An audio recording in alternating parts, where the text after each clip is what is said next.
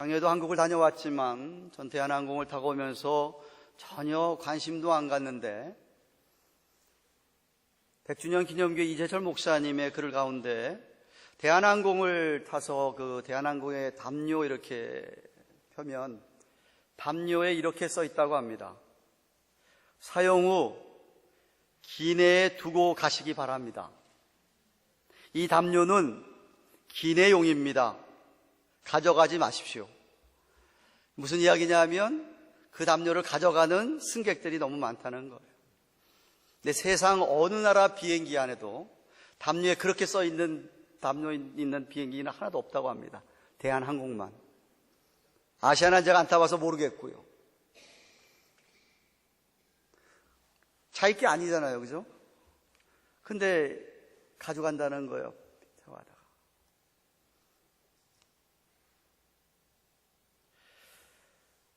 십계명 그동안 쭉 보았습니다. 오늘 마지막 10번째 제 10계명 차례입니다. 한번 복습을 하면요, 십계명은 두 돌판에 하나님이 주셨습니다. 돌판이 이렇게 있으면 한편 돌판은 4계명이 써 있는데 거기는 하나님과 우리와의 관계 속에서 우리가 마땅히 하나님을 향하여서 해야 될, 지켜야 될 명령이었습니다. 이쪽에 있는 5계명부터 10계명까지는 우리가 이 땅을 살아가면서 우리의 이웃들과 관계 속에서 우리가 꼭 지켜야 될 명령 6개였습니다. 제1계명은 이 세상에 하나님밖에 없다. 참신 하나님 한 분밖에 없다. 하나님만 너희 앞에 두고 예배하고 섬겨야지 사람들이 만든 신, 죽은 신 그거 섬기면 안 된다. 두지 말라라고 했습니다. 그런 신들은 다 사람이 만들었고 일적인 것이지만 우리 하나님은 영원하신 분이기 때문에 인격적인 분이기 때문에 우리가 영원히 하나님만 그렇게 섬기고 예배해야 된다라고 하는 것이었습니다. 제2계명은 그 하나님 우리가 어떤 형상을 만들어 놓고 이게 하나님이라고 형상을 만들어 놓고 예배하거나 섬기지 말라라고 하셨습니다. 심지어 예수님의 얼굴 놓고 그 얼굴 초상 앞에서 예배하고 섬기는 거 아니다. 뭐 사도들의 조각상은 말할 것도 없고 심지어 십자가조차도 놓고 그것을 우상화해서는 안 된다라는 말씀이었습니다. 제3계명은 하나님의 이름을 망령되이 헛되게 일컫지 말라라는 것이었습니다. 너무나 쉽게 우리의 입에서 하나님이 나가면서 그 하나님을 욕되게 하지 말라는 것이었어요. 그래서 우리의 말로 하나님을 자꾸 부르면서 그 하나님을 영광을 떨어뜨리는 일은 해서는 안 된다는 것이었습니다. 제4계명은 안식일을 지키라는 것이었습니다. 오늘날로 우리에게 이야기하면 성수주일 하라는 이야기였습니다. 주일만큼은 하나님을 예배하는 데 정말 진지하게 하나님만 생각하고 하나님을 예배하는 날로 생각을 해라. 찬양이든 기도든 말씀을 듣는 거든 다 정말 진지하게 하나님이 나에게 오늘 뭐라고 이야기하고 있으면 내가 정말 진지하게 그 하나님 아버지 앞에서 예배를 드린 것이라고 말씀을 드렸습니다. 한쪽 돌판에 있는 것이었습니다. 또 다른 돌판에 5계명부터 시작되는데 내 부모를 공경하라 라는 말씀이 우리 사람들 인간관계 속에서 제일 첫 번째 나오는 것이었습니다. 하나님께서 최초로 이 땅을 온 세상을 창조하신 후에 최초로 만든 사회의 구성단위의 가장 기본적인 가정에 하나님께서 부모들에게 권위를 허락하셨으니까 가정에서 부모의 권위를 인증하고 부모에게 복종하고 그리고 부모에게 공경하라는 것이었습니다. 그래야 세상에 나아가서도 하나님이 세상 속에서 주어주신 교회라든가 한 나라에서 하나님이 허락해 주신 권위자들, 위정자들에게 마찬가지로 공경하고 복종해야 될 것을 가르치는 것이었습니다. 그리고 제6계명은 살인하지 말라는 것이었습니다. 다른 사람의 생명을 귀중하게 여기는 건 말할 것도 없고 어느 누구든지 미워하지 말라라고 했습니다. 미워하는 것은 곧 살인하는 것이라고 말씀드렸습니다. 제7계명은 간음하지 말라는 것이었습니다. 우리의 배우자 외에는 어느 누구도 우리의 배우자가 제일 첫째 되는 우리의 에로스 사랑의 첫째 되는 대상이니까 다른 남자나 여자를 향하여서 마음의 음욕을 품었어도 이미 가늠한 것이라고 하는 예수의 말씀을 살펴보았습니다. 제8계명은 도둑질하지 말라는 것이었습니다. 내 것이 귀하면 다른 사람 것도 귀하니까 이건 내 것이 아닌데 다른 사람 것에 대해서 손대지 말라라는 것이었습니다. 건드리지 말라.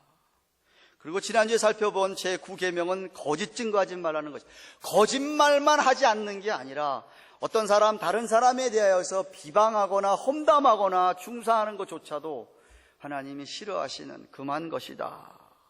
왜? 다 그런 것은 거짓의 아비가 되는 사단 마귀의 컨트롤, 조종을 받고 있기 때문이다. 그래서 우리가 말을 조심해야 한다는 것을 가르쳐 주셨습니다.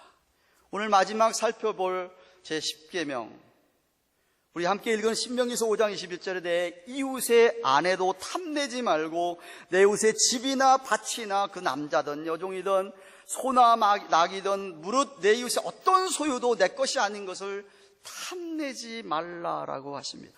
다른 사람에게 속한 것, 내 것이 아닌 것에 대해서 관심 갖지 말고 거기에 탐심을 품지 말라라고 하는 계명입니다. 사실 제가 7계명, 8계명, 9계명 지난주에 설명하면서 그 계명들의 비하인드는 전부 다 마음과 생각이 함께 된 것이기 때문에 이미 설명을 다 한 이야기인데 왜 마지막 10계명에서 또 탐심을 경고하고 계실까요?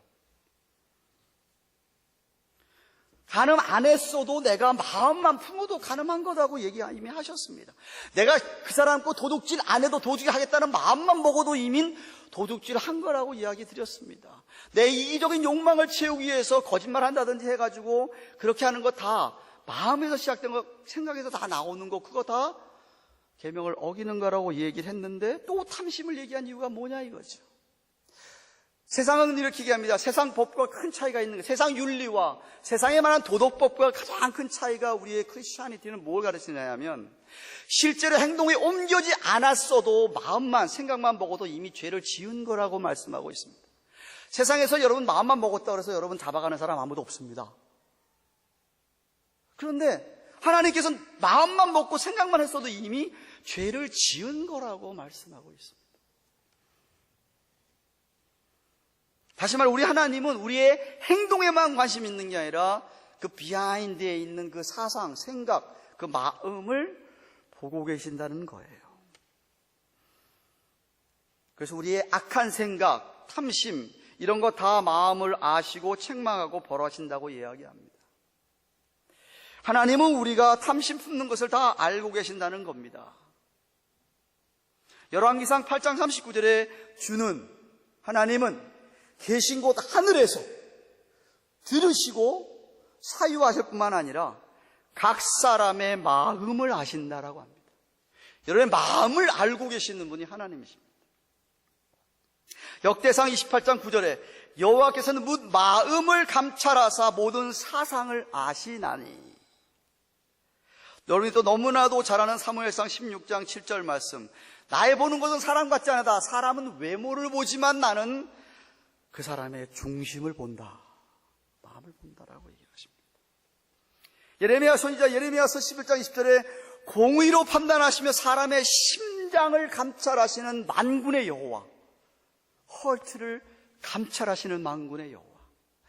예레미야서 17장 10절에서는 나 여호와는 심장을 살피고 헐트를 살피고 폐부를 시험하고, NIV에는 그걸 마인드라고 얘기했어요. 마인드, 생각하는 걸 다 시험하고 그 결과 나오는 그 행위나 행실대로 보응하나니라고 그랬습니다. 그러니까 저와 여러분이 우리 마음에 만약에 다른 사람 것을 내가 탐하고자 하는 마음만 먹고 이미 하나님께서는 너는 벌써 10계명, 제 10번째 계명을 어겼다라는 것이죠. 예수님께서 누가복음 12장 15절에 보면 저희에게 있어 삼가 모든 탐심을 물리쳐라. 사람의 생명이 소유가 넉넉한 데 있지 않다라고 하셨습니다. 생명이라고 해서 많은 걸 가지고 있다는 것이 아니라고 말씀하십니다. 그런데 여러분이 너무나도 잘 아는 비유의 말씀, 마태복음 19장 16절에 한 부자 청년이 예수님을 찾아왔습니다. 비유의 말씀이 아니라 실제로 있었던 일이죠. 예수님께서 부자 청년이 찾아왔습니다. 예수님이요, 내가 무슨 선한 일을 하면 영생 얻겠습니까? 라고 물었습니다. 예수님께서 대답하시기를, 선한 일? 하나님 한 분밖에 선한 것 없다 라고 얘기하시면서 계명을 지키라고 얘기를 합니다. 10계명을 얘기하셨습니다. 그랬더니 청년이 저 10계명 다 지켰습니다. 심지어 내 이웃을 내 몸같이 사랑하는 것까지도 지켰습니다 라고 대답을 합니다. 그랬더니 예수님께서 그러면 네 소유를 팔아서 가난한 애 주라고 했습니다. 있는 거 팔아서 가난한 사람에게 주라고 했더니 금방 얼굴에 수심이 가득 차고 근심이 가득 찬 채 돌아갔다라고 성경이 기록합니다. 오해하지 마십시오. 저 여러분이 가지고 있는 것 팔아서 가난함에 나눠주면 우리가 영생 얻는다는 것 아닙니다. 그거 가르치는 이야기 아니었어요. 예수님께서 무슨 이야기하고 계시냐면 이 청년이 자기한테 다 지켰다고 얘기하는데 다 지킨 게 아니라는 것이에요. 그 마음에 재물에 대한 탐심으로 가득 찼던 것이었어요. 그래서 너는 지금 제 10계명을 어기고 있다라고 하는 것이었습니다. 골로새 3장을 읽었습니다. 골로새 3장의 문맥을 읽었습니다.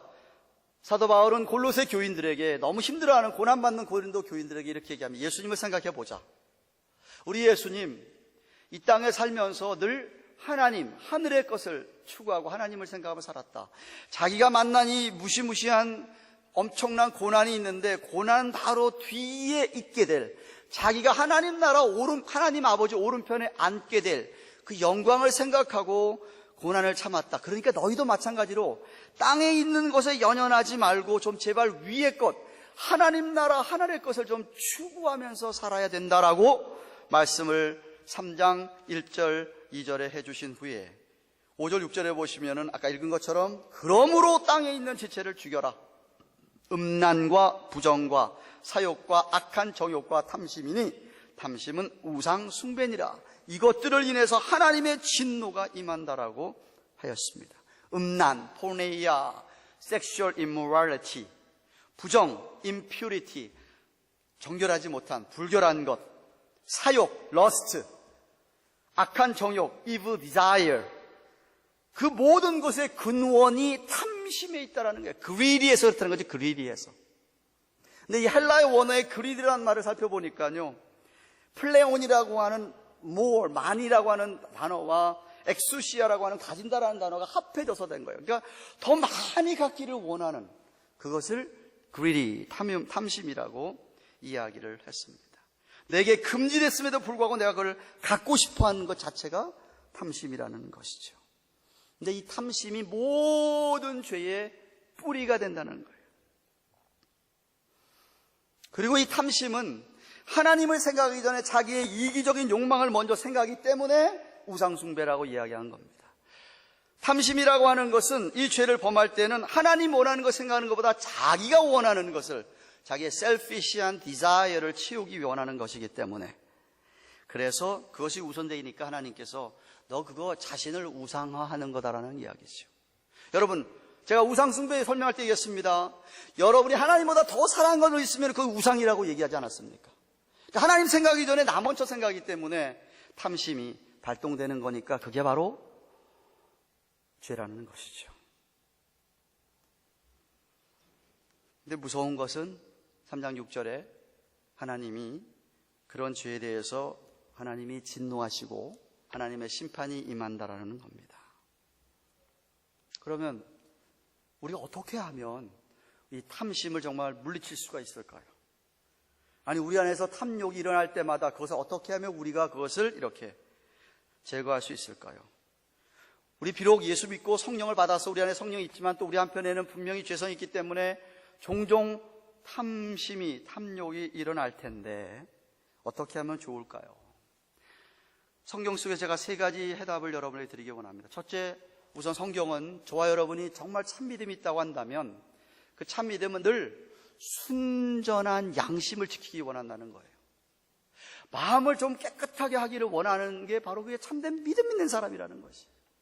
그러니까 참된 믿음이 있다고 한다면 우리가 정말 내가 하나님 앞에 순전한 양심으로, 하나님 앞에 보기에 떳떳한 양심으로 살아야지라고 하는, 내가 정말 깨끗하게 살아야지라고 하는 그런 정말 선한 디자이어이 있다라는 말씀이죠.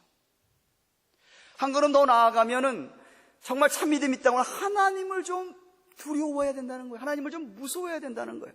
하나님이 내 생각을 다 보고 계신다는 걸 알 때 하나님 앞에 우리가 좀 두려워하며 살아야 되지 않겠느냐는 얘기죠. 강사 목사님하고 5일 동안 지나면 제가 목회하려면 잠깐 언급했지만 여러 가지 많은 걸 제가 느끼게 했는데 그분이 이런 얘기를 2번씩이나 한테 얘기했어요. 한 목사, 하나님 참 무섭대. 본인이 목회를 벌써 30몇 년간을 하오시면서 수천 명을 하고 부딪히면서 또 본인의 가정에 일어나는 일들을 생각하며 저한테 고백하는 게 뭐냐면 하나님 참 무서운 분이라는 거예요. 어쩌면 믿음의 가장 기초가 아닌가 생각을 해요. 그러니까 우리에게 탐심이 일어날 때마다 우리가 만약에 하나님을 두려워하며 하나님을 생각한다면 우리는 그것들을 물리칠 수 있다는 이야기죠. 그 믿음이 우리에게 필요하다는 거예요. 아니, 어쩌면 더 기본적으로 필요한 게 뭐냐? 하나님이 정말 우리 아버지라면 저와 여러분이 꼭 필요한 것은 채워주시는 분이라는 걸 믿으라는 것이죠. 그게 마태복음 산상수훈의 6장의 말씀이 아니에요. 제자들에게 이렇게 얘기합니다. 모인 군중들에게. 공중의 새 좀 봐라. 하나님이 창조한 새 좀 봐라. 들의 백합화 봐라. 누가 먹이고 입히냐? 하물며 너희일까 보냐? 하나님이 너희를 안 먹이시고 안 입히시겠느냐? 저는 한 분 더 붙여서 미국 땅에서 굶어 죽는 일이 있어요? 없잖아요. 하나님이 다 필요를 채우지 않느냐? 그 하나님을 좀 믿으라는 거예요. 네, 믿으라는 거예요. 물론 하나님 아버지 믿는 우리에게 어려움이 닥치시오. 왜 이민생활 하면서 왜 어려움이 우리가 있겠습니까? 재정적 어려움이 닥칠 때도 있습니다. 네, 힘들 때가 있어요. 분명히 고난이 있습니다. 그런데 믿음이 있다면 그 하나님 아버지를 믿는다면 이런 가운데 하나님이 나를 지켜주시고 보호하시겠지라고 믿으라는 거예요. 그걸 믿으라는 거예요. 네. 적어도 내가 아무리 힘들어도 내가 꼭 필요한 거, 내가 꼭 필요하고 우리 가정이 꼭 필요한 거 먹고 살 거는 정말 하나님이 주시겠지 라고 믿으라는 거잖아요. 원하는 거 말고 제가 늘 얘기하잖아요. need하고 want하고의 차이를 꼭 아셔야 돼요. 하나님은 우리에게 주기도문 가르쳐주실 때 데일리 브레드예요. 매일 일용할 양식이에요. 내게 꼭 필요한 것 위해서 기도하라 그랬지 맨날 고기 먹게 해주세요 이렇게 기도하지 말라 그랬어요. 내가 꼭 필요한 거 하나님이 채워주신다는 거예요. 내가 꼭 필요한 거 있는데 없다. 그래서 여러분이 기도하시면 하나님이 그걸 채워주신다는 거예요. 그래서 요한일서 5장 17절 15절 사도 요한이 이렇게 합니다. 그를 향하여 하나님의 우리의 가진 바 담된 것이 이건데 그의 뜻대로 뭘 구하면 반드시 들으신다. 그의 뜻이 뭐예요? 내가 꼭 필요한 거 구하는 게 그의 뜻이에요. 우리가 무엇이든지 구하는 바를 들으시는 줄 안즉 우리가 그에게 구한 것을 또한 그는 우리가 그것을 얻은 줄을 또한 아느니라 그랬어요. 여러분 약속을 믿으시기를 바랍니다. 하나님이 꼭 채워주세요. 그에서 연결된 게 뭐냐면 제가 8장에도 얘기했지만 여러분이 하나님이 허락하신 것 가지고 자족할 수 있어야 돼요. 만족할 수 있어야 됩니다. 히브리 13장 5절에 있는 바를 좀 족한 줄 알라라 그랬어요. 하나님이 내게 지금 주신 것 좀 그게 나에게 족하다 하고 좀 족한 줄 알라라는 거예요. 디모데서 6장 6절에 자족하는 마음이 있으면 경건에 큰 유익이 된다고 그랬어요. 자족하라는 이야기예요. 아무리 왼수 같은 여러분 남편이라도 자족하십시오. 어르신들이 그런 말 하잖아요. 다 그놈이야 그러잖아요. 다 똑같지 않아요 거의? 뭐 우리가 얼마나 다르겠어. 둘째로 여러분이 이 땅을 살아가며 세상에 보여지는 것들에 대해서 이 세상의 부귀영화에 대하여서 여러분이 어떻게 얼마나 생각을 하고 사는지 알 수 없지만 거기에 가치를 두지 말라는 거예요. 세상의 부귀영화에 가치를 두지 말라는 것이죠. 그런 거 왜? 곧 사라지는 것들이니까요. 일부 예배 잠깐 말씀드렸습니다. 박근혜 대통령 지금 한국에 떠드는 상황을 보고 제 마음이 억장이 무너지는 거 뭐냐면 사람 하나 잘못 만나가지고 사람이 저렇게 되네. 최치성 가진 사람. 세상에 사람 한 사람 잘못 만나가지고 그 사람 욕심 때문에 대통령 지금 가게 생겼잖아요. 그 사람이 갖고 있는 그 돈에 대한 욕심 때문에 그런 거 아니겠어요? 대통령이라는 권력도 얼마나 정말 거기에 정말 왜 되려는지 이해가 안 돼. 잘 들으세요, 여러분. 돈 많다 그래서 행복하지 않습니다. 돈 없다 그래서 불행하지 않아요. 네. 부자라고 다 행복한지 아세요? 그렇지 않습니다. 행복한 부자 따로 있습니다. 참 믿음을 갖고 있는 부자, 갖고 있는 물질이 다 하나님이 주신 것을 자기는 그냥 청지기로만 알고 있는 부자, 돈의 노예인 부자 말고 돈을 다스리는 부자, 그래서 그거 하나님이 주고 알고 나누기를 즐겨하는 부자, 그 사람은 정말 행복한 부자예요. 그런 사람이 몇 사람 있습니다. 미국 역사에. 난 한국 역사 잘 몰라요. 한국의 기독교인 잘 모릅니다. 근데 미국은 이 짧은 이 기독교 역사지만 4~500년밖에 안 되는 기독교 역사지만 얼마나 그런 부자가 많은지 몰라요. 예를 몇 가지 드러났습니다. 여기 너무나 잘 아는 카네기, 철광왕 앤드류 카네기, 백화점왕 존 워너메이커, 석유왕 존 록펠러, 치약으로 돈을 만 콜게이트 치약의 윌리엄 콜게이트. 제발 부탁드리는데요, 그분들의 전기 책 좀 제발 읽으세요. 제가 젊은 분들에게 도전합니다. 지금 30대, 40대 꼭 읽어야 될 이 사람들의 책이에요. 정말이에요. 책 읽을 시간 없으면 구글 들어가서 그 사람 치면 그 사람 대해서 설명 나오는 거 있습니다. 위키피디아 들어가시면. 제발 좀 읽으세요. 도전을 좀 받으세요. 그분들이 어떻게 살았는가.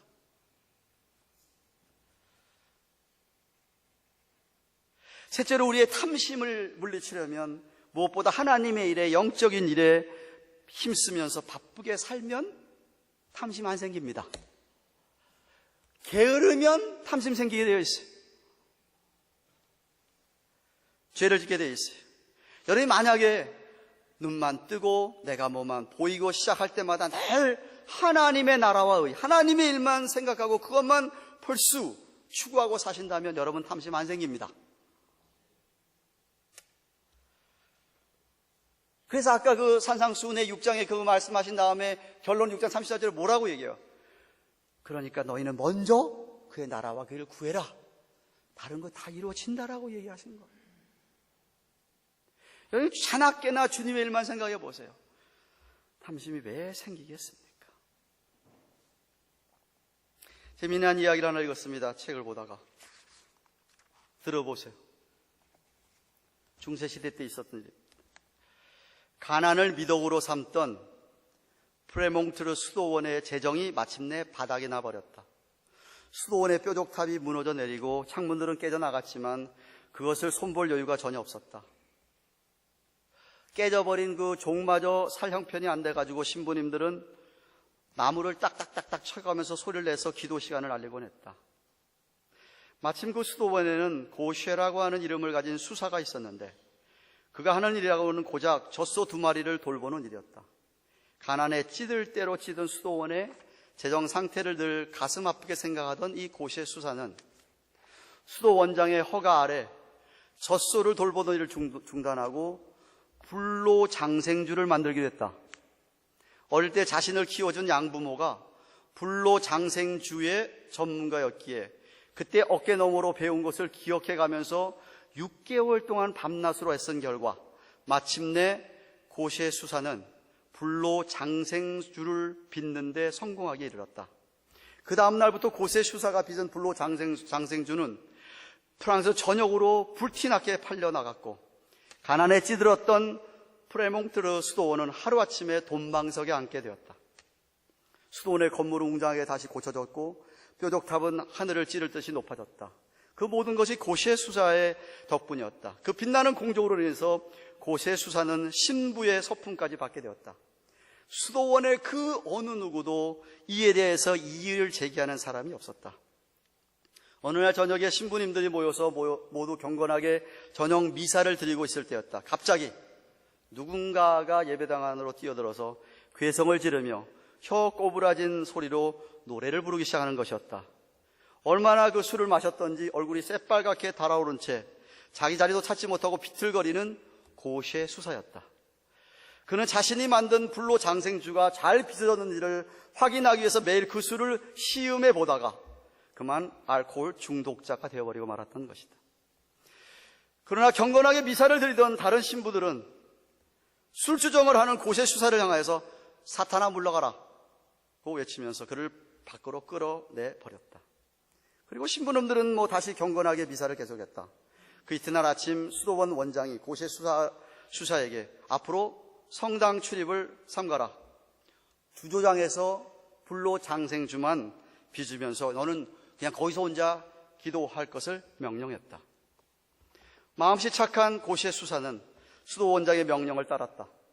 매일 술을 빚고 그 술을 시음해 보면서 주조장 밖으로는 한 발자국도 나갈 염두를 내지 못했다. 그러던 어느 날 수도 원장이 주조장을 찾아왔을 때 고시의 수사는 수도 원장에게 눈물로 간청하였다.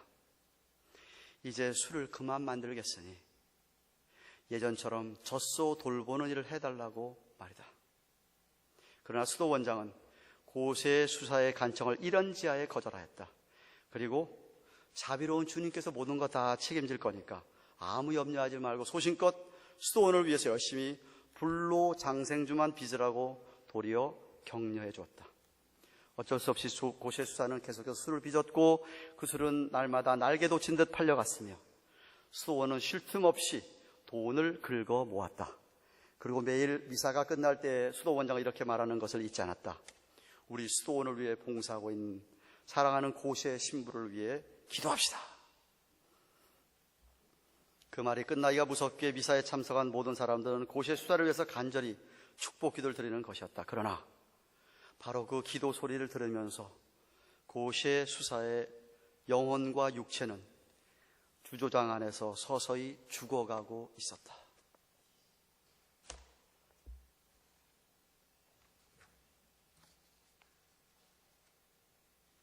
사랑하는 가든교회 교우 여러분, 과거의 탐심으로 인해서 죄를 범했고 양심의 죄책감으로 말미암아 고통을 겪어본 적이 있으시라고 생각이 됩니다. 아니, 지금도 종종 일어나는 탐욕으로 말미암아 죄책감으로 괴로우신 분들이 있습니까? 제가 좋은 소식을 알려드립니다. 우리의 죄보다 하나님의 은혜가 훨씬 더 큽니다. 우리의 죄가 많지만 그 죄를 완전히 덮고도 넘치는 십자가의 은혜가 있습니다. 사단 마귀는 탐심이 아니라고, 탐심은 죄가 아니라고 우리에게 속삭입니다.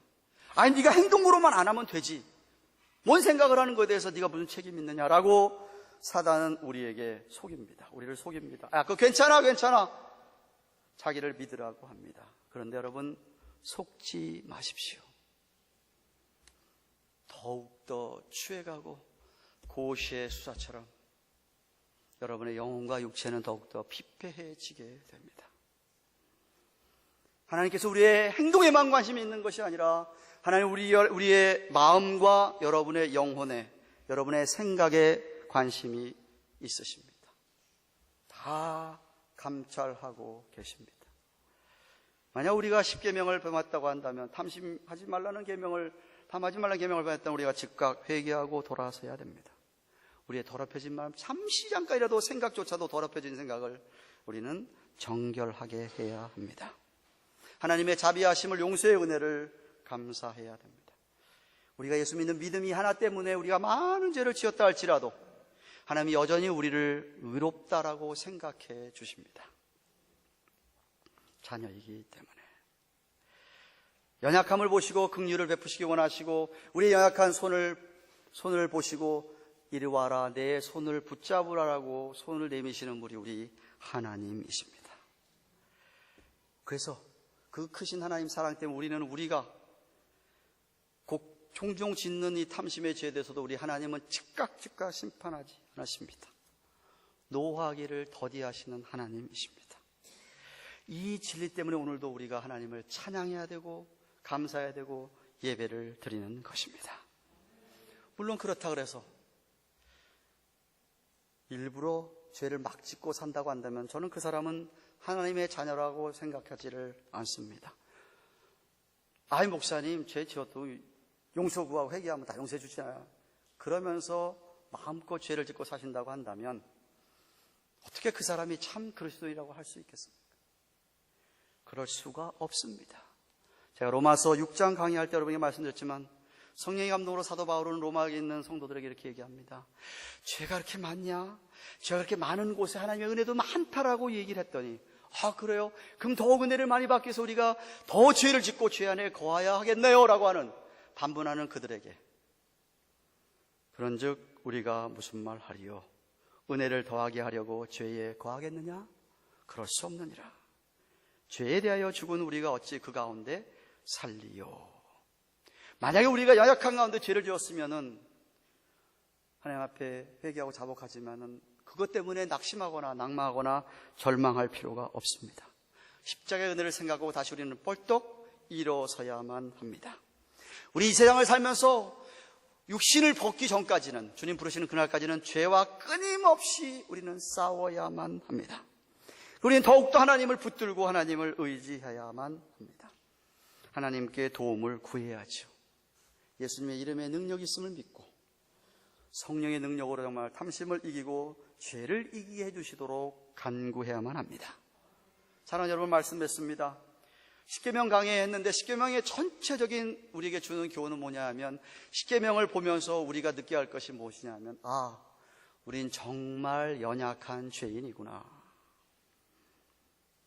참 연약한 존재이구나라는 것을 깨달아야만 합니다. 그래서 우리로 하여금 십자가 앞에 우리 자신을 내어놓고 주님, 십자가 아니면, 우리 주님 아니면 정말 살 수 없습니다. 내 능력으로는, 내 노력으로는 십계명을 지킬 수가 없습니다. 정말 부족함을 깨닫고 더욱더 하나님을 의지하게 만드는 것이 바로 십계명의 진리입니다. 우리 주님께서 이 땅에 오셔서 십자가의 죽으심으로 사흘 만에 부활하셔서 이 모든 율법, 십계명뿐만 아니라 모든 율법이 요구하는 걸 다 그분이 성취하셨습니다. 그러면서 하시는 말씀이 마태복음 5장 17절에 자기가 율법을 피하러 온 것이 아니라 율법을 완성케 하려고 오셨다고 그렇게 말씀하셨습니다. 다시 말하면 그 주님이 율법의 요구를 다 만족시켜 주셨기 때문에 우리가 그 주님을 붙잡기만 하면 우리도 이 율법을 다 감당할 수 있다는 말씀입니다. 더욱더 저와 여러분이 주님을 붙들기를 간절히 축원합니다. 기도하십시다.